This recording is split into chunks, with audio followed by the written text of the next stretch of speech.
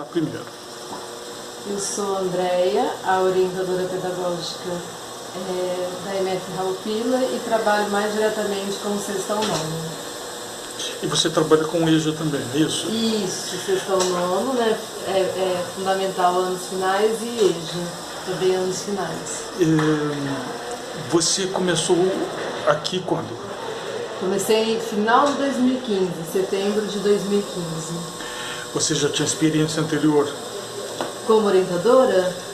Como profissional? Como profissional, sim. Tive 18 anos em sala de aula. E exercendo qual função? Professora de português, de anos finais e ensino médio. Fiquei 18 anos atuando na rede estadual e nos últimos anos eu também estava atuando na rede municipal de Vinhedo. Na rede de Vinhedo você era professora de português? Sempre de português. Você morava aqui e trabalhava lá? Isso, fazendo acúmulo. Quanto tempo você ficou na rede de Vinhedo? Eu fiquei desde 2012 a 2015. Foram deixa eu lembrar, 2, 3, foram 3 anos e meio, na verdade. Cada ano. Eles é que têm me ajudado.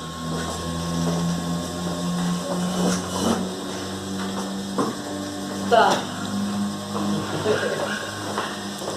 Rosane, só fazer uma perguntinha. Tá. Qual foi a sua visão quando você chegou aqui? Conta primeiro assim, você fez o concurso... Na verdade, o que acontece? Eu estava já na sala de aula há bastante tempo e na rede de Vinhedo eu não era efetiva. Então, por questões salariais, eu precisava fazer acúmulo, mas eu não tinha conseguido me efetivar. Aí começaram a aparecer vários concursos e eu comecei a fazer. Todos os concursos que apareciam, eu comecei a fazer. Aí apareceu esse da prefeitura como orientadora. Eu tive dúvidas se eu podia ou não fazer, porque na verdade eu não tenho a formação inicial de pedagogia. Eu tenho mestrado em educação. Mas aí eu vi que por conta da experiência que eu tinha e do mestrado, eu poderia participar do concurso e fiz o concurso de Valinhos, fiz o concurso da Prefeitura de Campinas, né, como orientadora, fiz da FUMEC também como professora, fui fazendo os diversos concursos. Só que alguns deles foram chocando e eu tive que ir fazendo opções no meio do caminho. O concurso da FUMEC, ele chocou uma das Você provas. foi chamado? Eu passei numa fase, mas ele chocou com a prova de psicológica, chocou com de orientadora. E de orientadora tinha 10 vagas, da FUMEC tinha uma, então eu comecei a fazer opção. Aí fiz o de Valinhos e no final das contas eu acabei passando tanto aqui quanto de Valinhos. Só que minha intenção era fazer o acúmulo. Só que... De Valinhos e Campinas, isso? Fazer o acúmulo com Valinhos e Campinas, porque aí eu consegui passar em Valinhos também. Eu queria muito exonerar o Estado por questões salariais mesmo, de melhores condições de trabalho. Porque o Estado paga muito bem? O Estado paga muito mal. Eu já estava numa escola há muitos anos, então eu queria viver outras experiências. Eu nunca saí do Estado porque a minha família não é de Campinas, então eu sempre preservei o Estado como uma forma de, se eu precisasse ir para casa dos meus pais, se eu quisesse mudar, o Estado permite essa mobilidade. E no caso, os seus pais são de onde? Eles são de Birigui, que é uma cidade mais interior ainda do estado de São Paulo. É no Rio Tietê? Aí como É no Rio Tietê? Não, ele fica perto, mas não é exatamente tão pertinho, né? Rio Preto passa mais perto, né? E fica 500 quilômetros daqui. Aí eu acabei casando, então acabei me estabilizando um pouco mais aqui e isso me permitiu cortar esse vínculo também com o Estado. Aí eu comecei a... Quando você fala Estado, você está falando da rede pública estadual de educação. Porque eu nunca saí do Estado, sempre me mantive na rede estadual, porque como a minha família inteira não é daqui, se eu precisasse sair transferir para outra escola estadual dentro de São Paulo. Dentro de São Paulo teria essa possibilidade. Se fosse uma escola municipal, só dentro do município. Teria que abrir mão do cargo se eu quisesse de repente morar na mesma cidade que os meus pais. E lá, por exemplo, não é municipalizado, né? Então significa que toda a escola, até o primário, ela... é da rede estadual? Então, o primário eu não sei, Mas não, o primário não. antigo primário, ginásio é estadualizado. O sexto ao nono não é, que é a minha habilitação, me permitiria dar aula para os anos finais do fundamental. Então, lá é só rede estadual. É só rede estadual, lá nenhuma escola é municipalizada. E nem na região, né? Porque ali a municipalização não chegou ainda para os anos finais. Então, eu mantive o estado. Aí, uma vez que eu acabei me estabilizando aqui, né? Eu acabei conseguindo ter um pouco mais de tranquilidade para... Se desligar, no caso. Para me desligar. Fiquei com mais certeza de que eu queria ficar por aqui, né? Se bem que mesmo assim é sempre instável, né? Quando a gente tem a família inteira num lugar, só a gente no outro. Mas o seu marido é daqui de Campinas? Ele é como eu, na verdade, ele já morava aqui, mas a família dele também é de outra cidade, só que é de São Paulo, é bem mais perto. Ah, de São Paulo. Sim. Mas ele também, somos só nós dois, né? Não temos parentes aqui em Campinas. Ele é o quê? Ele é professor de História. Da rede estadual? Da rede estadual e também dá aula no município de Vinhedo. Muito legal. Então, vocês querem que eu veja? Eu queria saber, assim, a sua visão, porque você fez um mestrado em educação. Você poderia falar um pouquinho? E depois, você acha que essa sua formação de mestrado em educação te preparou para exercer o cargo que você está exercendo aqui no Alpedro? Eu fiz mestrado em educação. Na verdade, todo o meu trabalho nesses 18 anos, meu interesse maior, minha busca, sempre foi a questão da linguagem, de trabalhar a escrita, a leitura com os alunos. Então, estava muito mais dentro da área de letras, né? O que a gente chama de linguística, do que exatamente educação. Mas aí eu conheci esse mestrado ali em Americana, tinha um professor que eu me interessei bastante, sempre gostei do trabalho dele, que eu acompanhava, que tinha um foco de trabalho que era nessa questão da linguagem, e aí eu acabei fazendo com ele. Mas apesar de ser educação, foi ainda assim voltado para o ensino de leitura, de escrita, de português, mas né, com essa linha aí, mais leitura e escrita. Fiz algumas disciplinas que eram da educação, mas eu penso que a faculdade, mesmo que a própria faculdade de letras me preparou, me deu no caso a licenciatura, né? Me deu um repertório para eu dar aula, mas na verdade a prática é sempre muito diferente. Então, quantos anos você ficou em sala de aula? 18 anos. 18 anos. De professor de português? Professor de português. E eu acho... Você era uma professora chata? Isso foi a pergunta que ela fez. Era assim, Alberto. Ela fez para o meu aluno. Eu era uma professora muito brava, porque os alunos muitas vezes não queriam ler, não queriam escrever, e eu sempre pegava no pé para que eles lessem bastante, para que eles escrevessem bastante. Então eu fui uma professora mais rígida. Mas depois eles sempre vinham falar que gostavam das aulas, das atividades nos anos anteriores. Então, às vezes, quando você está com o professor, o aluno não valoriza ali naquele momento, mas ele valoriza depois. Exatamente. Agora, o seu mestrado parece que foi sobre autoria, né? Foi sobre autoria, porque eu fui observando ao longo de todos esses anos que muitas vezes...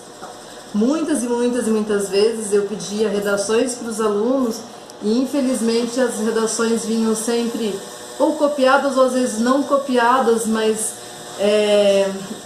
com características muito semelhantes umas às outras e que reproduziam modelos de histórias que estavam sendo vinculadas em filmes, televisão, do que necessariamente algo mais peculiar, que estava mais voltado para a criação. Isso começou a me intrigar, e aí eu comecei a trabalhar tentando desenvolver, né, mostrar para eles que aquele texto, aquela história, aquele roteiro, enfim, né, de texto, estava muito massificado, no sentido de tinha pouca criação, para que eles fossem buscando a sua própria autoria. No caso, a faixa etária qual que era? Adolescente da primeira fase ou da segunda, no ensino médio? Das duas. Na pesquisa. Das pesquisa duas. Foi dos dois. Porque na verdade na época eu trabalhei com uma amostragem de textos de alunos do 7º ano, eu tinha uma turma do 7º ano que a gente trabalhava bastante, e alunos do 1º ano do ensino médio. Né? Eu peguei durante muitos anos o 1º ano do ensino médio. Eu não gostava muito de pegar as turmas que ficavam no meio, né? Eu gostava ou as turmas mais iniciais, sexto. Acho que durante toda a minha vida eu peguei 6º ano. Mas por que você diz isso? Que gostava? Porque o 6º ano, eu sempre gostei muito do 6º ano, porque eles chegavam do 5º, então era um início, né? E era sempre mais lúdico, aquela fase que a gente está acostumando o aluno com a escola nova, porque não tinha 1º ou 5º na escola onde eu estava. Então eles vinham de outras escolas, então eles estavam... Era um recomeço, e eu gostava de participar desse recomeço. Né? E os do 1º ano do ensino médio, de certa forma, também eram recomeços. Mas eram na mesma escola? Na mesma escola. Aí quando eu fui para a rede de Vinhedo, como eu não era efetiva, aí eu não consegui escolher as turmas. Isso foi se tornando um problema também, porque na verdade eram blocos de aula formada e às vezes não se encaixavam no horário que eu tinha. Então a atribuição de aula era meio confusa por causa disso. Mas era só 6º ao 9º, então normalmente sobrava turmas de 6º ano, 7º ano. E essa fase é muito gostosa. É uma fase gostosa porque os alunos são muito abertos, tanto para escrever quanto para ler. Depois eles vão criando uma certa resistência. Então é uma fase que você propõe leitura, os alunos gostam, propõe escrita, eles não têm ainda aquele medo tão grande de escrever, de se expor. O adolescente ele já tem um pouco mais de medo, né? O adolescente mais avançado, cara. Isso. Aí assim, mas é interessante, né? Fazer uma pergunta.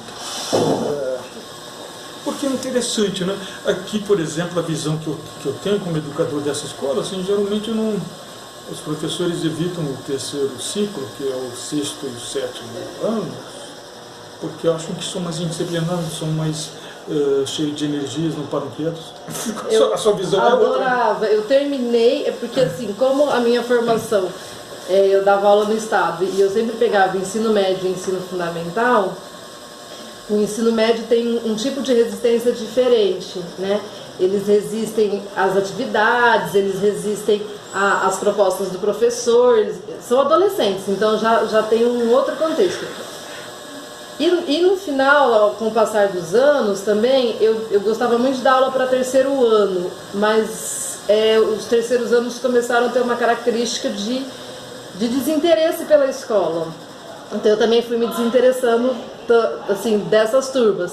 E o 1º ano já estava começando o ensino médio, então eles tinham ainda que ter um comprometimento maior. Sempre os anos finais... Olha que interessante, a visão dela é o avesso geralmente do que o professor pensa, né? Tem uns que preferem dar o 3º e não o 1º, então... 1º colegial.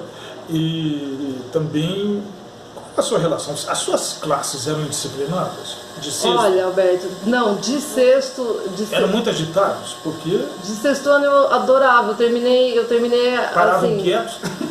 Eles não paravam quietos, mas eles são assim, você propõe atividade, eles fazem, você propõe outra atividade, eles fazem. Eles são agitados, mas eles são ativos. No ensino médio, você começa a encontrar alunos que são menos ativos, e isso começou a me desmotivar. Então eu comecei a pegar mais aulas sempre no fundamental.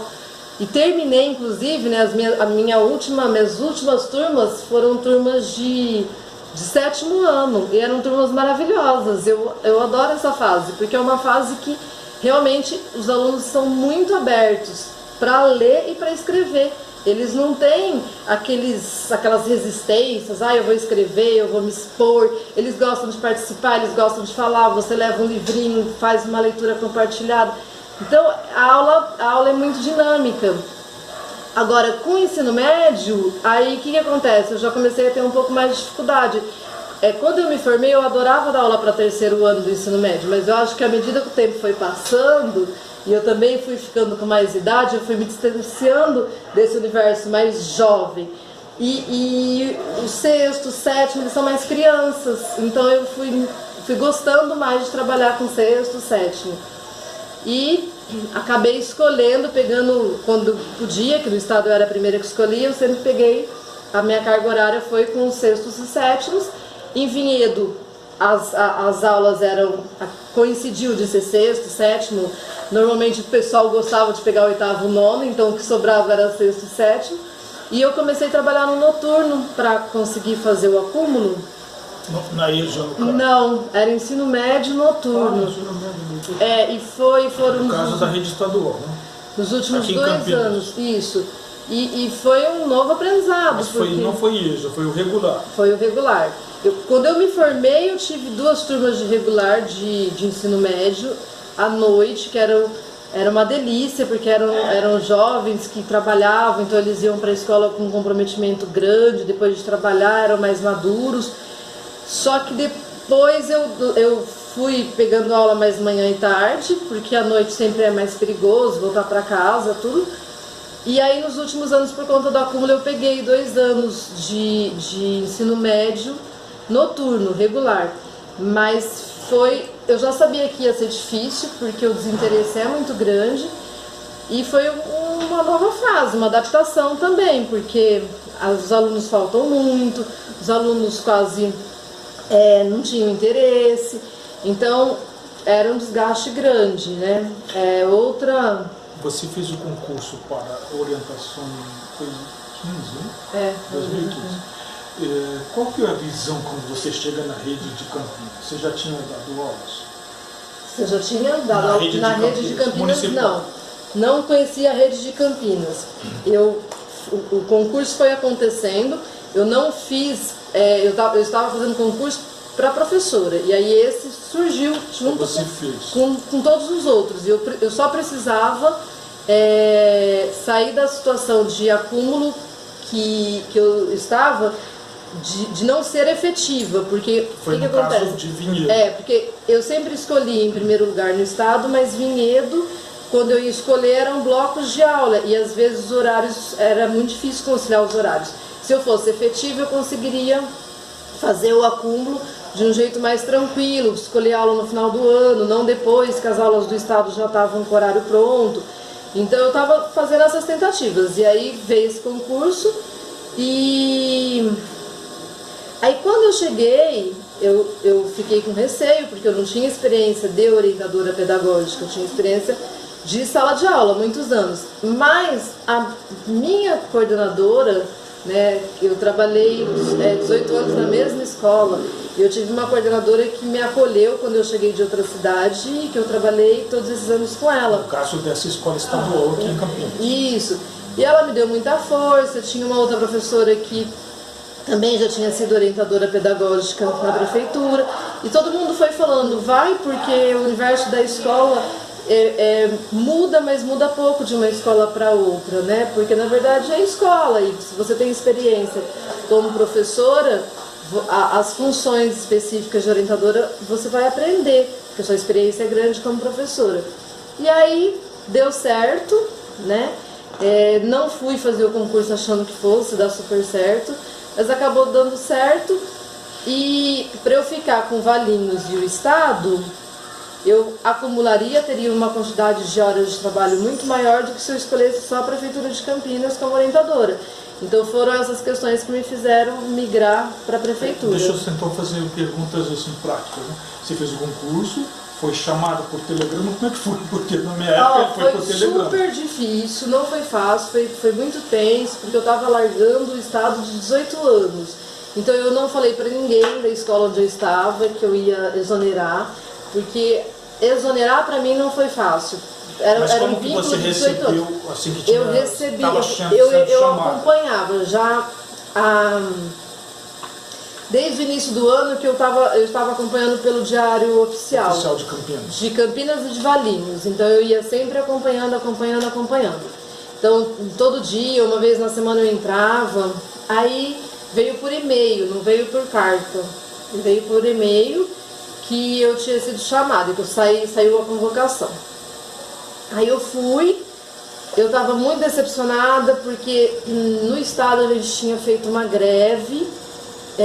Eu participei, foi uma greve que foi possível que eu participasse. Teve uma greve anterior que eu não consegui participar, mas dessa eu participei. Foi uma greve que dividiu muitos professores da escola e eu me senti muito triste do posicionamento dos professores que criticavam os que estavam em greve. Durante todo o período que eu entrei em greve, eles colocaram um professor no meu lugar para dar aula, então eu não tive a oportunidade de repor as minhas aulas. Então isso me destruiu, assim, eu fiquei arrasada, porque eu já tinha feito outras greves, mas não existia essa situação de um outro professor entrar no meu lugar e me substituir, porque isso tira o direito depois de você repor a greve. E aí foi um ano que a gente vivenciou isso. No caso, teve corte de salário. Teve corte de salário, eu não pude repor. Porque como as aulas foram consideradas aulas dadas, eu não tive a oportunidade de repor. E o que foi mais horrível de tudo, o professor que entrou no meu lugar tinha sido o meu aluno. Ele era um professor recém-formado e ele tinha sido um aluno meu. Então foi muito decepcionante saber que não era só a questão de um professor não fazer greve como eu estava fazendo, porque isso sempre acontecia. Já tinha havido momentos de eu não poder fazer greve, mas era alguém entrando no meu lugar e me tirando a oportunidade de depois repor as minhas aulas. E a gente que estava conseguindo fazer greve ali naquele momento, a gente estava lutando por um direito de toda a categoria, né? Então eu tinha ficado muito decepcionada, tinha tido atrito com vários colegas de trabalho por conta disso, de questionar essa situação. Então já estava muito, eu e o grupo de professores que entramos em greve nessa situação específica. Aí por conta disso eu não falei para ninguém que eu ia exonerar. Foi uma ideia que foi surgindo também aos poucos, fiquei com um pouco de receio e num primeiro momento eu não pensei em exonerar, só que eu não conseguiria mudar o meu horário de aula. Aí veio uma reunião, nós fomos chamados lá no Salão Vermelho da Prefeitura e teve a escolha das escolas. Aí eu tinha um colega que você conhece, que era um professor Alexandre. Professor Alexandre, que era da Prefeitura de Campinas, que trabalha no MIS, e ele era professor da minha escola. E coincidentemente, ele ficou sabendo que eu fui chamada e ele veio conversar. E aí ele me passou algumas informações sobre a rede. Ele já tinha sido vice-diretor na rede. Era um professor estava começando ali na minha escola, eu não tinha muito contato, mas ele me passou algumas informações. E eu tinha também uma outra professora que já tinha dado aula, que era professora de Campinas, que também me passava algumas informações. Aí nós fomos chamados, aí no dia da atribuição, eu encontrei com o professor Marcos, que hoje é supervisor. E eu fui a quinta a escolher do concurso. Então, já tinha acho que 2 escolhidas na minha frente, em outra data, e ali naquele dia eu seria a terceira a escolher. E aí, daquele monte de escola, eu não sabia ideia nenhuma, mas também, né, a minha questão maior era a distância, porque também escola, umas melhores, outras piores, mas no fim, problemas existem todas, então eu estava mais pensando na questão de distância, porque eu morava lá em Barão Geraldo. Aí, procurando conversar com os supervisores que estavam ali, perguntando das escolas, onde é que fica, eu vi que o Raul Pila estava mais próximo de Barão Geraldo, tinha aquela do San Martin, que é onde a Juliana, professora de ciências, foi. E ela também era próxima de Barão Geraldo. Então eu fiquei entre as duas E o que me desempatou foi a fala do professor Marcos. O que ele disse para você? Porque o supervisor, né, Marcos, tinha sido professor aqui, ele tinha um vínculo bastante forte com a escola, ele até disse, olha, o ano que vem meu filho vai estudar lá, eu gosto muito dessa escola, trabalhei minha vida inteira lá. Fez uma dissertação de mestrado sobre essa escola. Ele não me falou muita coisa, mas ele só disse assim, não... assim, ele tinha um vínculo muito forte com a escola, ele falou bem, e aí eu perguntei para uma amiga... Ele entrou aqui 20 anos antes de você ser chamado. Aí eu perguntei para uma amiga que mora ali pelos lados do Taquaral, como que era a região aqui, se ela se conhecia, porque a mãe dela também trabalha na prefeitura, só que nas escolas não, né, nas EMEIs, e ela tem irmãs que estudam nas escolas municipais, então eu perguntei, conhece? Tem alguma referência muito negativa? Porque também não adianta falar de problemas que existem, porque isso todas têm, eu só queria saber se tinha alguma coisa muito grave, assim. Ela falou, não, é tranquilo. E aí eu optei por vir pra cá, porque também fica num ponto mais estratégico da cidade. E eu sabia que Barão Geraldo, a chance de eu ficar morando lá seria mais difícil. E se eu fosse para outros lados da cidade, aqui está mais pro meio do que aquela... Aqui é de fácil acesso, passou da rodovia Dom Pedro e também a Avenida José Bonifácio. Sim. É fácil chegar até aqui, apesar agora, de estar na borda da cidade, mais perto do Iguatemi. Mas aquela outra já ficava... Aí é mais difícil. Mais difícil, então eu falei, não, então... Aí eu vim pra cá. Não sabia, tarde e noite. Aí eu escolhi, liguei, quem me atendeu foi a Mariara. Aí eu me lembro que eu falava assim, então, meu cargo é tarde e noite. Ela falava assim, mas não tem tarde aqui. Eu falava, mas se meu cargo é tarde e noite, eu vou ter que trabalhar tarde e noite. Então, ainda que seja integral, tem o horário da manhã para o integral e o horário da tarde. Ela, mas não tem tarde, é integral. Falei, bom, depois a gente vê isso. Aí vim numa sexta-feira conhecer a escola, encontrei com a Rosane, com a Mariara. A Carol eu tinha conhecido de vista na atribuição. Ela né? também foi, não, foi no mesmo... Foi, só que eu escolhi e saí, e ela escolheu depois e eu não vi que ela escolheu Raul Pila. Só que aí o que aconteceu? Você escolheu trabalhar com terceiro e quarto ciclos? Então, com a minha experiência inteira de vida como professora de português, então, anos finais, eu preferi uma escola que tivesse o fundamental, anos finais, porque nesse primeiro momento, o que seria mais tranquilo no sentido de eu poderia usar todo o aprendizado que eu tive como professora. Se eu fosse trabalhar com o primeiro ou quinto, seriam duas situações diferentes, a função e o grupo, né? Então, o grupo que eu quero dizer, as séries. É mais difícil, né? Agora, depois de um tempo... São saberes específicos que você tem vivência. Eu não teria, embora eu até goste. Eu gosto como curiosidade, agora não tenho essa vivência. Não, e aí para isso o mestrado não me preparou, então daí... por exemplo, se daqui a alguns anos eu for para uma escola que só tem anos iniciais, pelo menos o saber ali das funções do orientador eu já tenho. Aí eu vou ter que me concentrar no grupo, né? Anos iniciais, espero que você características. não vá, que você fique aqui. Então você chegou aqui, encontrou uma escola integral. Qual foi a primeira impressão que você teve da escola? Olha, Assustou? eu sempre fui assustada com escola integral. Eu desassustei, na verdade, porque as experiências, quando nós falávamos de escola integral no estado, era sempre uma experiência, as narrativas eram sempre difíceis. Era um caos. Inclusive a escola onde eu estava, teve uma época que uma diretora queria que fosse transformada em escola integral, eu tinha me posicionado contra. Então eu achava que escola integral era uma coisa muito terrível, porque uma escola integral que não tem estrutura acaba reproduzindo muita aula, acaba ficando muita aula e poucas atividades variadas. Sim, educação integral, que é diferente. Eu tem tinha tempo muito integral, medo. mas não educação integral. Exatamente. E também tem uma experiência que a gente passou aqui na escola, que a gente estudou muito antes dela tornar integral, né?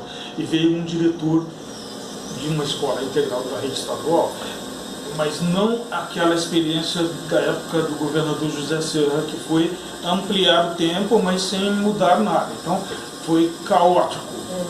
Depois ele voltou atrás, que foi pior ainda. Você começa e volta atrás, aí fica pior ainda o voltar atrás. Mas aí depois eles criaram um modelo diferente, que era a escola integral, mas sem que os professores sejam efetivos daquela escola, porque eles podem ser tirados, porque o cargo deles é em outra escola. Ficou uma coisa terrível. Continua assim. Embora a proposta pedagógica até seja interessante, porque é uma pedagogia diferente da escola parcial, mas com essa precariedade e até com um pouquinho mais. Ele falou aqui como diretor, eu vou confessar para você, sabe, ele falando como se fosse uma grande coisa, e a gente nós escolhemos na rede e nessa escola, não queremos esse modelo. Isso é uma enganação e uma ilusão para o professor, porque ele ganha um bônus a mais. Aí ele, como diretor, demonstrando que estava ganhando muito bem e defendendo o governador da época, eu nem vou citar o nome, não era o José Serra, mas é o que veio depois do José Serra, já tinha governado antes. Na verdade, eu, como professor sem título nenhum, ganhava mais do que ele, mas isso eu não falei para ele. Então, assim, a nossa rede tinha outra visão de carreira. Isso. E outra proposta. E aqui nós não queremos, nunca quisemos aquele modelo da rede estadual. E, na verdade, nós ganhamos o mesmo que um professor de rede de escolas particulares ganha. Só que o nosso projeto é diferenciado. A relação com o aluno é diferente, a quantidade de aluno é diferente, mas nós somos lotados na escola. Isso. Na rede estadual ainda impera esse modelo, né? E o professor é um projeto, ele se inscreve, ele vai passar por uma avaliação e ele fica lá durante o ano. Então ele vai ser avaliado. Se ele tiver falta, se ele tiver licença, várias coisas.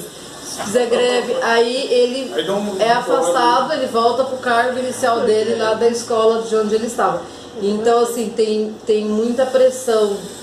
Tem professor que gosta. Eu tenho uma colega de escola, né, que gostou muito de ter ido, mas já teve pessoas que saíram... Porque até é interessante, porque é uma relação menos desgastante com o aluno, é uma proposta realmente interessante. Agora, mas para a carreira do professor é muito precário. É difícil. O professor fica numa insegurança, porque se ele fizer greve, um protesto, se ele faltar porque ficou doente, ou porque os alunos não gostam dele, não vão com a cara dele.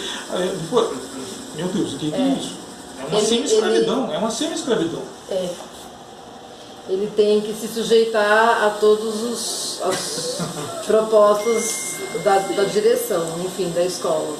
Esse é o seu horário de Não, em uma educação, seriam muitos tempos de serem feitas, né? Infelizmente as escolas são sempre sucateadas, né? A saúde e a educação. E não é só uma estrutura física, uma estrutura de material que falta, né? Mas até a estrutura profissional, a valorização dos profissionais. Na Prefeitura de Campinas, até o professor Alberto tinha perguntado o que eu encontrei de diferente, porque aqui na Prefeitura de Campinas eu me surpreendi porque tem uma história de luta muito grande e os profissionais conseguiram vários direitos, e no Estado foi o oposto. Os profissionais foram perdendo direitos e foram perdendo também a vontade de lutar por esses direitos, né? Perdendo a vontade e também não conseguindo, porque o sistema foi se tornando muito difícil. Então, eu acho que as melhorias em uma educação seria investimento no profissional da educação, investimento nas escolas, não é investimento só financeiro, né? Mas a valorização da educação no país. Começar pelo salário, né? Porque não tem como um professor ser um bom professor e motivado se ele ganha menos que uma faxineira diarista. Isso. A gente estava até conversando... Né? Ele foi reduzido na rede estadual a ganhar menos que uma faxineira diarista. Porque nós estávamos até conversando à noite, e o professor falou, né, de dar aula, que é cansativo, tudo, Mas aí eu falei assim pra ele, mas imagina se você não precisasse acumular, dar aula em 3 escolas, pudesse ficar em uma escola, pudesse ter tempo, preparar sua aula, né? Como seria gostoso, porque eu nunca consegui sair da educação, fazer um concurso fora da educação, porque eu sempre gostei da educação. Mas é claro que se eu tivesse condições de trabalhar até como professora e ter menos aula, me dedicar mais a essas aulas, ter mais tempo para preparar, não ter que pegar 50 aulas na semana, é muito melhor. Então todo esse investimento, né, valorizar a educação pública, trazer qualidade para a educação pública com valorização dos profissionais, das escolas, dos alunos que estão na educação pública, porque quando há toda essa desvalorização, quer dizer, também há uma desvalorização do grupo que estuda na escola pública, né? Como se só quem precisasse do público os excluídos, os na verdade, gente pobre que não tem alternativa. Educação pública tinha que ser pública e boa para todo mundo, né? Não tinha que ter essa diferenciação. Eu sou da escola particular, então eu sou importante, então a minha escola é a melhor. Não, tinha que ser tudo público e tudo bom, né? Em alguns países é assim, então eu acho que deveria ser desse jeito. E no Brasil também e a escola particular era a escola de filhinho de papai, e geralmente eu ainda me lembro disso, porque era assim, 3 P's, 2 P's parece, pagou, passou. Então era assim, o mau aluno, ele era tirado, se o pai tivesse condição, ele era tirado da escola pública, porque ele não conseguia passar, ele não estudava direito, não gostava de estudar, então ele era matriculado na escola particular, porque lá, pagando, passava. Passava, era isso mesmo. Dizer, eu peguei o final disso, mas eu também peguei isso. Aí, como a CPA ajuda a escola? Eu acho que a CPA, ela pode ajudar a escola na medida em que os alunos e a comunidade vai se engajando. Acho que a gente tem pouco engajamento ainda. E vai se engajando para pensar a escola junto, para pensar o que pode ser melhorado, não só para falar, tá ruim isso, e aí alguém tem que melhorar, mas para dizer, nós podemos pensar juntos a escola. Né? E cada um que se engaja se torna aí um corresponsável pelas melhorias da escola. Então eu acho que isso faz bastante diferença. E os alunos que são do 6º ano, que participam da CPA, que são do 5º, a hora que eles chegam lá no 8º, 9º, o legal seria que eles continuassem. Que aí eles vão tendo uma vivência até política, né, Alberto, de participação então, política. Eu peço para você explicar, para quem for pesquisar esse vídeo no futuro, que o objetivo desse vídeo é isso mesmo, para pesquisadores, né, para a história da educação, o que é CPA? Tá. Bom, eu tenho pouca experiência na CPA, tanto quanto na minha função, né? Porque a CPA não existe em outras redes, então eu chamo a Comissão Própria de Avaliação. Eu gostei da CPA porque dos locais onde eu venho, a escola é avaliada. Anualmente ela passa por uma avaliação e são definidos alguns critérios para avaliar a escola. Mas a maior parte desses critérios são provas que são feitas por pessoas externas à escola, que são aplicadas para os alunos da escola. E são provas sempre objetivas, que escolhem um determinado conteúdo e não outro, uma determinada matéria, que normalmente é português e matemática, e não outras. E aí é feito toda uma avaliação em cima do desempenho dos alunos e em cima também de reprovação, índice de reprovação e de aprovação. E assim a escola ganha um índice. A Prefeitura de Campinas passa também por essas avaliações externas, né? Tem a Prova Brasil, do 1º ao 5º tem outras provas, esse índice sai também em relação às escolas da Prefeitura, mas a escola entende, os profissionais da rede municipal de Campinas entendem que essa não é a única forma de avaliar e não é a forma mais segura de avaliar. Eles entendem que existem outras formas de avaliar a escola e que isso tem que ser feito dentro da própria escola pelas pessoas que vivem o cotidiano da escola. Então, existe a CPA, que chama Comissão Própria de Avaliação.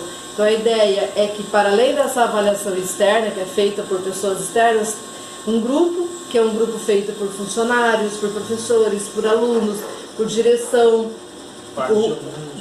pais, se reúna e possa levantar critérios para avaliar a escola. E aí essas pessoas estão vivenciando o cotidiano, o dia a dia da escola. Então elas têm condições de avaliar a escola dentro das possibilidades que a escola tinha, o quanto ela progrediu, o quanto ela podia ter progredido e não progrediu, o quanto ela... enfim, porque são pessoas que estão vivenciando aquela realidade. E assim, o foco de análise não é só no rendimento escolar dos alunos, é na própria escola enquanto prédio, enquanto convivência humana, Sim. enquanto material de ensino que recebe. É um outro olhar, né? Quer ver o que está dando certo também. E o que é necessário fazer para que o que está dando certo melhore e continue dando certo. Porque você não pode pegar o índice só de aprovação, retenção e uma prova, né? Se tem 8 componentes, você pega uma prova de um componente e por isso você tira, através disso você tira um número que diz essa escola está boa, essa escola não está boa.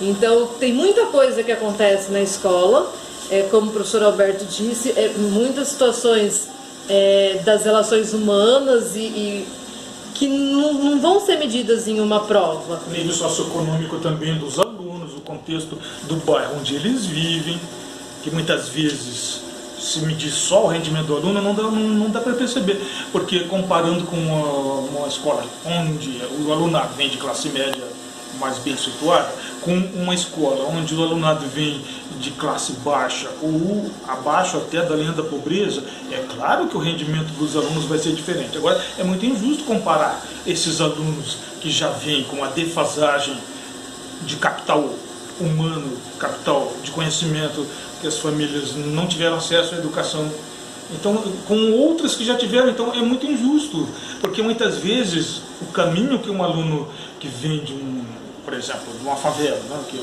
a mãe é analfabeta, e que no entanto ele, dentro daquela alimentação, o caminho que ele fez é muito maior do que o caminho de alguém que os pais já têm escolaridade, têm nível superior. Ele até tem uma boa nota, mas só que ele fez grandes esforços. E o outro pode até ter a mesma nota do outro, só que aquele que veio de uma situação mais carente, o esforço que ele fez para chegar lá foi muito maior. É isso que a gente procura ver, não analisar apenas em nota, e muito menos em duas componentes curriculares, mas analisar qual é a qualidade da educação de modo geral e qual é o efeito dessa educação na vida dessas pessoas. Aqui na escola, desde que a gente começou a pensar a escola com esses critérios, a gente já começou a descobrir bem, a nossa escola tem um impacto profundo na comunidade do entorno, especialmente na favela vizinha, né? Aliás, essa série de documentários começou com um dos alunos de uma família pobre, os pais analfabetos, e que hoje é advogado. Então, olha só, tudo isso foi feito por meio dessa escola. Não foi só a escola, porque tem muito do esforço dele, mas sem a escola ele não chegaria onde chegou. Uma comissão própria de avaliação, a intenção maior é essa, é que essa comissão se reúna para fazer uma avaliação da escola e também pensar ações para a melhoria da escola. Aí a pergunta, para que serviria a decisão de não ter mais hip hop e teatro? Na verdade, esse ano nós não temos mais essas aulas, não foi uma decisão da escola, porque o programa que nós tínhamos que permitia a contratação desses professores era Mais Educação, e aí houve uma decisão do governo federal de cortar o Mais Educação. Então nós não temos essas modalidades, porque eles até criaram um novo Mais Educação, mas só pode ser para reforço de português e matemática. Isso. Não é mais repetido. E agora vai ter o Mais Alfabetização. Tem um detalhe que eu queria responder para a Carol, é que na verdade ela faz parte do projeto audiovisual, ele faz parte. Isso tudo já é fruto. Não sou eu que pergunto os alunos. Mas eu já trago dança nas minhas aulas de história. Quem diz que eu não posso usar dança, até hip hop, danças africanas, e danças gregas, e danças italianas, danças das mais variadas nas minhas aulas de história, inclusive danças indígenas. Então o Mais Educação saiu, mas ficou a proposta. E a proposta é que eles não percebem ainda direito, mas eles estão, aos pouquinhos eles vão perceber que a nossa escola se transformou e não precisa mais da ajuda externa. Por exemplo, porque artes tem a mesma jornada que história, e a mesma jornada que matemática, e a mesma jornada que português. E a Neuza, que é a sua professora de português, ela trabalha muito com teatro. Então eu estou estudando, eu falei para ela, porque ela é uma autora de séries, ela é uma dramaturga e vai fazer uma carreira nessa área. E por causa da motivação que ela me dá, eu estou estudando, eu falei isso para ela, estou estudando Stanislavski, Brecht, o Augusto Boal, e o Antunes e o Celso Martinez, que são os grandes dramaturgos do Brasil, para poder, de alguma maneira, ensinar. Fui desafiado para ensinar melhor como os nossos alunos criarem dramas através do audiovisual. Pensa que é pouca coisa, entendeu? Então, assim, a gente já está no ponto que eu diria, essa é a minha opinião, não sou eu que estou sendo entrevistado, é a nossa orientadora, mas a gente não precisa da ajuda de mais educação, porque a gente já tem mais educação formalmente na escola. É uma escola integral com um currículo diferenciado. Aí tem a pergunta, em 2019 a escola MF Raupila mudará em algo? Eu acho que todo ano a escola muda, às vezes são mudanças meio imperceptíveis. Acho que a escola, eu cheguei aqui no primeiro ano da escola sendo uma escola integral, e a vantagem de pegar essa escola integral que havia se tornado integral em 2015 foi a liberdade de construir um projeto de escola integral que aqui está em aberto, com o grupo. Ele não é engessado. Ele não é um projeto que veio pronto, né? Inclusive então, tem com a participação dos alunos na própria CPA. De criação. E acho que os profissionais da escola têm a todo ano se questionado e buscado propostas e melhorias para fazer com que esse projeto seja realmente de uma educação integral. Então eu percebo assim muito empenho em construir um projeto de educação integral e de trazer propostas diferenciadas para o grupo de alunos de uma escola que normalmente tem um tempo reduzido, que a carga horária de cada professor também é diferente. Então eu acho que a escola está sempre se modificando. Espero que a mudança seja para o melhor, né? Inclusive porque a gente já está recebendo filhos de ex-alunos, e esses filhos já vêm com um capital cultural que os pais não tiveram. Por exemplo, os filhos do José Leandro, eles já vão nascer num lar que o pai tem nível superior. Só que o José Leandro nasceu num lar que os pais eram analfabetos. Exatamente. Então já é uma transformação profunda. Agora, isso não é de um ano para outro, de um dia para outro. Leva um tempo, mas até que foi rápido. Porque os 18 anos que eu dou aula aqui, o José Leandro já é advogado. Ele foi meu aluno aqui em 2005. Não faz tanto tempo, né? Aí os alunos podem mudar em quê? Eu acho que a maior mudança dos alunos é acreditar, né, no potencial que cada um tem.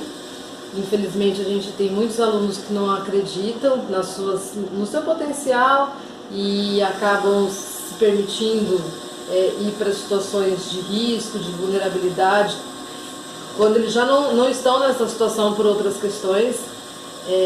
Então acreditar que o que a escola está oferecendo vai ter um fruto lá na frente. Às vezes a gente, nessa fase de ser estudante, a gente tem sonhos muito grandiosos, assim. Então hoje eu estou aqui na escola, amanhã eu quero ser um artista da Globo. E para você ser feliz, você não precisa ser um artista da Globo, mas você pode ser um artista, trabalhar dentro da área que você quer e ser feliz, mesmo que não seja ganhar... Ser o próprio educador, porque a gente já tem alunos que estão se tornando educadores aqui, e artistas também. Eu já estou vendo alunos, viu, Carol e Ícaro, que estão trabalhando, não ainda porque eles são anteriores à escola integral e não havia o projeto de audiovisual aqui, mas já estão trabalhando em empresas de publicidade. Ou seja, há um mercado para a área de artes que nunca foi considerado para os filhos da Rua 3. E aqui, por que um filho da Rua 3 tem que ser faxineira, empregada doméstica ou balconista? Por que ele não pode ser um artista? Por que ele não pode ser um professor? Pode. Por que ele não pode ser um advogado? Pode. A gente já está vendo alunos nossos alcançando e ampliando esse leque de oportunidades, de carreiras diferentes dessa dos próprios pais. Por exemplo, eu vim de uma família, os meus pais não tinham ensino superior, faculdade. E exatamente porque o meu pai não pôde estudar, ele quis investir tanto no estudo das filhas. Então ele permitiu que a gente estudasse, que a gente não precisasse trabalhar para estudar. Eu não enriqueci, eu não tenho o último carro, né, na garagem de casa, mas não é só a questão financeira. Eu consegui ao longo dos anos trabalhar na área que eu gosto, eu estou conseguindo me sustentar ao longo desses anos. É com dificuldade? É com dificuldade. Mas em termos de como meu pai viveu, as dificuldades que ele teve, eu também tenho dificuldades, mas eu consegui já fazer, como o professor Alberto falou, algo que ele não tinha conseguido, que era o ensino superior, que nem meu pai e minha mãe tiveram. Então a gente vai melhorando. Agora, por isso eu vou ter aquela casa, mansão? Não foi esse tipo de mudança, mas é um outro tipo de mudança, né? Na riqueza cultural, porque tem um valor da riqueza cultural que, no meu caso, tiver que escolher uma mansão ou uma biblioteca maior do que a que eu tenho, eu prefiro a biblioteca maior que eu tenho. Entre um carro Ferrari, 500 mil reais, e uma viagem pela Europa, eu prefiro a viagem pela Europa.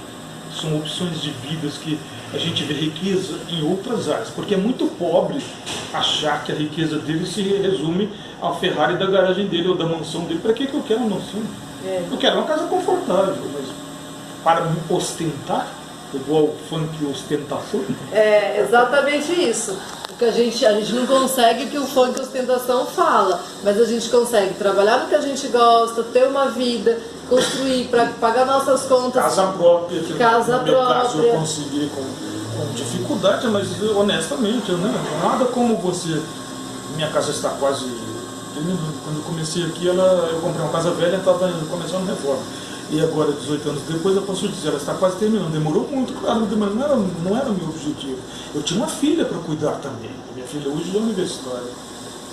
Então, eu tinha outros objetivos. Nem por isso eu deixei de ter uma casa própria. Eu já até tive carro, mas eu estou optando por não ter carro. Porque com o dinheiro que eu gastava com carro, eu estou gastando com apoio para minha filha, estudo em outro estado. E porque no final da minha vida eu quero passar viajando pelo mundo. A gente tem que mudar, acreditar que a escola pode trazer, né, oportunidades, e que o estudo, às vezes, ele não vai trazer esse tipo de mudança que a gente está falando do funk e ostentação, mas ele é um degrauzinho para depois você chegar num outro lugar, e conseguir chegar na profissão que você deseja, que é bem gostoso. Porque se já é difícil trabalhar o cotidiano, dia a dia, já não é fácil. Então imagine trabalhar em algo que você não gosta, é bem pior, né? Então é melhor que as dificuldades sejam encontradas na profissão que você escolheu. Aí quando chega a semana de provas, como o aluno deve reagir? Eu não acho que ele deve reagir só na semana de provas, porque os professores eles fazem avaliações diariamente e cotidianamente. A gente não aprende com a semana de provas, a gente aprende com o dia a dia. Então aquele aluno que está participando dos projetos que são oferecidos, o aluno que ele participa da aula, mesmo que um dia ele chegue cansado e não consiga participar tanto, mas que ele está se envolvendo com as aulas, fazendo perguntas, ele vai crescendo, né? Ele vai crescendo, ele vai adquirindo conhecimento, ele vai progredindo nessa situação de aprendizagem, né? Então, e na semana de provas, esse aluno que é participativo, que vem nos projetos, nas aulas de reforço, ele vai estudar, mas ele nem precisa estudar tanto, porque ele, no dia a dia ele já está sabendo o que está acontecendo, o que o professor está dando. Então, às vezes, ele vai precisar até abrir o caderno, rever algumas coisas, mas ele nem vai ter que decorar tudo de última hora. Decorar tudo de última hora, porque a intenção não é essa. E aí, fazer a prova de uma forma tranquila. Não deixar nada sem responder, né? Porque eu acredito que quando a gente olha para uma prova e a gente deixa perguntas em branco, a gente não está se interessando, a gente não está se envolvendo com o que está sendo dito ali. E por mais que você responda errado, só de você estar buscando ali na sua mente uma resposta mais próxima do correto, você está fazendo um raciocínio que pode não ter sido correto, mas esse raciocínio não correto vai te levar até o raciocínio correto. Então, é isso. Então, eu acho que quanto mais o aluno se envolver com a escola, com o que está acontecendo aqui, ele vai ter benefícios, não só com a semana de provas. A semana de provas é uma semana que a gente faz para ajudar os alunos a se organizarem, mas tem outras notas, o professor não pode pegar só a nota da semana de prova e fechar o trimestre com ela. Também não adianta tirar uma nota ótima na semana de provas e não ter feito nenhum trabalho que foi dado, né, as provas anteriores. Então cuidar, porque se hoje eu tenho que cuidar do meu trabalho, que ter a responsabilidade de chegar no horário, que ter a responsabilidade de cumprir com a minha função, quando a gente é estudante, o nosso trabalho é o estudo. Eu vim de uma família que meu pai não permitia que a gente reprovasse de ano, e na época todas as séries reprovavam de ano. Meu pai dizia, vocês só estudam, então estudem, porque se vocês reprovarem de ano, no ano seguinte vocês vão trabalhar, e aí eu não vou permitir que vocês só estudem. E a gente tinha que se envolver com a escola, porque senão no ano seguinte eu ia ter que mudar para a noite e trabalhar durante o dia, ia perder a oportunidade de só estudar. Eu gostava de só estudar, então nem eu nem minhas irmãs tivemos aí até a oportunidade de reprovar. A gente não podia, porque na minha casa reprovar não era uma palavra aceitável, porque a nossa responsabilidade era o estudo, era como se fosse um trabalho. Se você não trabalha e só estuda, estude. Então eu acho que é isso. Fui criada integral. Eu cheguei aqui, eu encontrei a escola transitando, né? Já estava integral, mas foi um projeto da prefeitura, tem o plano nacional, ou estadual e municipal, mas não foi só porque é obrigatório estar na lei. Eu já falei algumas vezes, até em filmes com eles, que eu estava na sala com o grupo dele, do Ícaro.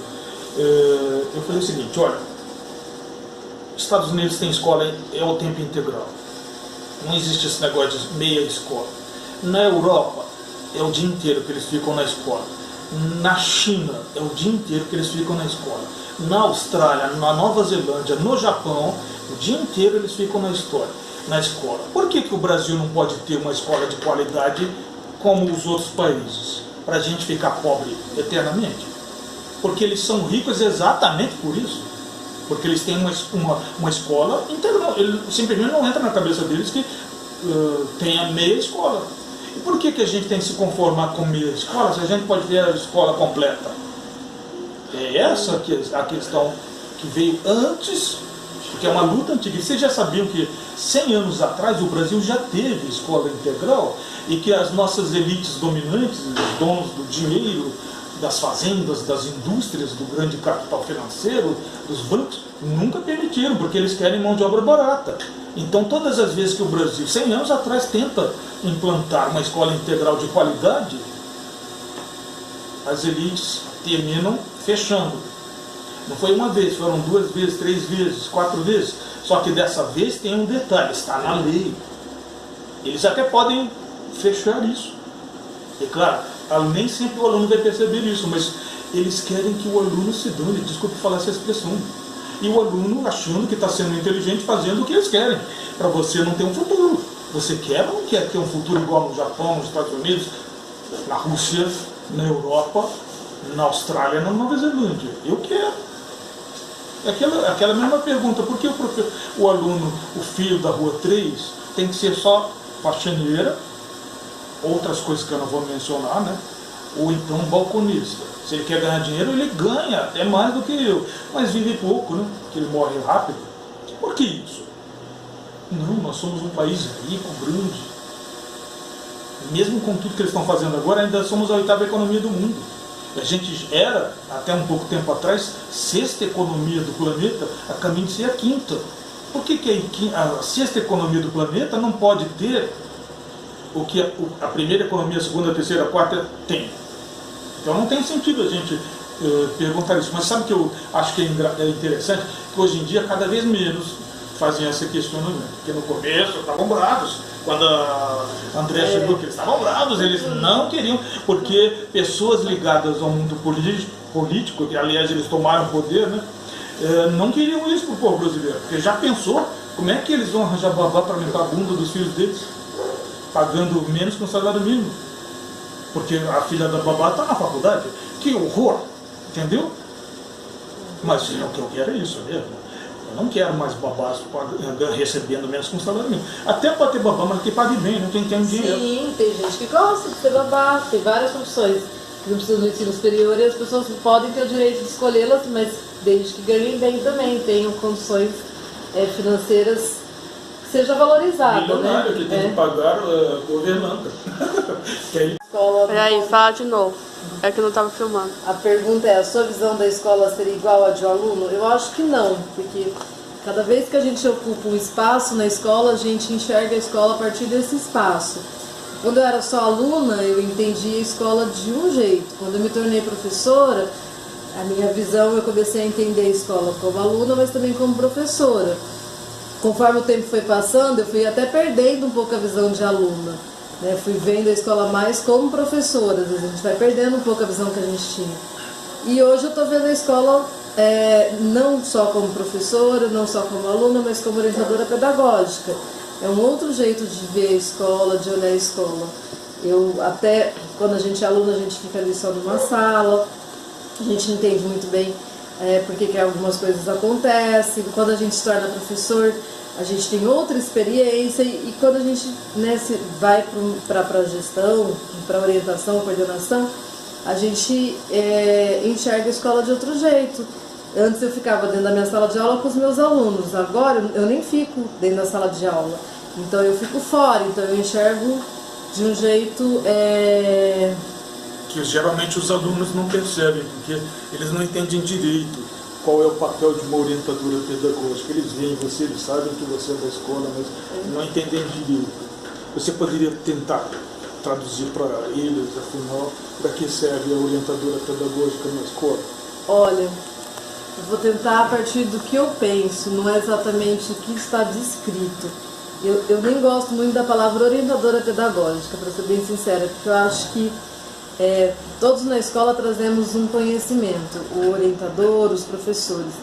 E eu não acho que o meu conhecimento vai orientar o grupo. Eu acho que eu gosto mais até da palavra coordenadora pedagógica, porque me remete a alguém que vai mais juntar os vários fios que estão mesclados ali na escola. Porque é claro que essa visão que a gente tem mais do todo me permite às vezes falar, olha, vamos por esse caminho e não pelo outro. Mas na verdade eu acho que a orientação mesmo, a gente vai construindo essa orientação para onde nós estamos caminhando dentro da educação. Acho que é o grupo como um todo que tem que construir isso de forma coletiva. Mas o meu papel aqui é lidar com as questões pedagógicas. Ou seja, não é um papel de ficar cuidando tanto da disciplina. Na prefeitura, isso é bem separado, né? A questão da disciplina é mais do vice-diretor. O meu papel é trabalhar com as questões pedagógicas que dizem respeito ao aprendizado, ao ensino e ao aprendizado, né? Dos alunos, ao ensino e aprendizagem. Então, eu faço as reuniões com os professores, coordeno essas reuniões, mas também não sou eu sempre que sugiro os assuntos que vão ser discutidos e não sou eu que vou determinar as decisões. A ideia é que a gente faça trocas e que o professor ali da sala dele também, que tem uma visão, tem um conhecimento, a gente vai trocar essas visões, do modo como a gente enxerga a escola e discutir, refletir para que a questão do ensino e da aprendizagem melhorem a cada dia. Então, Tem algumas coisas específicas que o orientador tem que fazer, como coordenar essas reuniões, como cuidar, por exemplo, da questão do aprendizado dos alunos, fazer os conselhos junto aos professores para ver como é que o aluno está caminhando, se ele está bem, se ele não está, as possibilidades que a escola tem de recuperar esse aluno, ajudar a viabilizar os projetos propostos pelos professores, participar da CPA, incentivar a CPA. Então essas são algumas funções que nós orientadores temos, né? Faz parte de um coletivo que a rede municipal tem, nem sempre as outras redes têm que a equipe gestora. E faz parte da gestão da escola. Não é só a diretoria e as vices, também as orientadoras. Eu não cuido, por exemplo, o orientador não cuida dos funcionários, dos terceirizados, eu não mexo com o livro-ponto, que é pagamento de professor. Isso tudo não é da minha incumbência, eu não faço nada disso. Então, tudo que eu faço é ajudar a organizar a parte pedagógica da escola. Sem a qual não haveria escola também, né? Porque a instituição escola ainda existe, a gente, durante uns anos atrás, a gente parou para pensar, afinal, para que existe escola? Não é para arranjar emprego para professor. É importante ter um emprego para professor, mas a função da escola não é para arranjar estacionamento para carro cheio de professor. Desculpe me falar isso. E qual que é a função da escola? A função da escola, ela existe historicamente na sociedade para ensinar. Se não chega a isso, vamos ver o que está acontecendo. Exatamente. Que impede ela chegar ao seu principal objetivo, que é ensinar. Porque você pode ter uma equipe gestora, mas sem professor não tem ensino. Você pode ter alguns professores, que está faltando outros também, não vai ter o ensino como deveria ser, completo.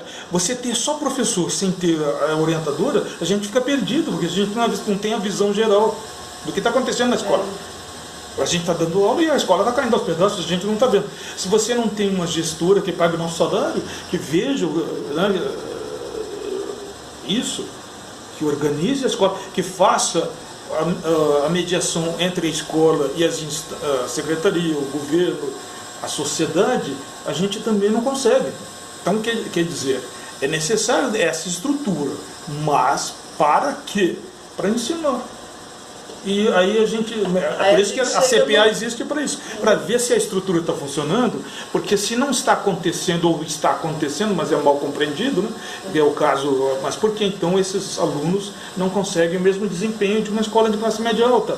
Aí a CPA vai ver, não, bem, temos que ver o contexto social de onde eles vêm. E vamos ver o que a escola, essa estrutura pode fazer para melhorar isso. É o que a gente está tentando fazer. E algum sucesso a gente está conseguindo. Mas também ninguém vai ser ilusionista para dizer que a escola pode fazer milagres e tudo ela pode fazer. Não, ela não pode fazer tudo. Ela pode fazer algumas coisas. O principal dela é ensinar que escola não é assistência social. Para isso, há assistência social, que é outro departamento. Escola não é presídio. Para isso tem presídio, tem Fundação Casa, etc. A escola tem um caráter específico, ensinar. Sim. Isso a gente tem que lembrar de novo para a sociedade, porque foi esses últimos anos, as últimas décadas, a escola pública como depósito, você coloca os indesejáveis tudo lá, mas não é a função da escola, é ensinar. E outras instâncias têm que cumprir o papel delas, a começar pelo judiciário, que tem que cumprir o papel de juiz de menores, lembrando que uma sociedade rica como São Paulo não tem só a escola para resolver todos os problemas sociais da cidade de Campinas. A gente pode resolver alguma coisa, especialmente relacionada ao ensino. Não é dar o ensino para que ele possa melhorar a sua condição social, mas nunca é um efeito imediato. Agora, as outras instâncias, a saúde, e as outras instâncias, ele tem que também cumprir esse papel. Então é isso. Então, eu posso falar da minha função é essa, é trabalhar no conjunto do grupo de docentes, que são de professores, construindo um projeto que a gente chama de projeto político-pedagógico e na busca para colocar esse projeto em prática.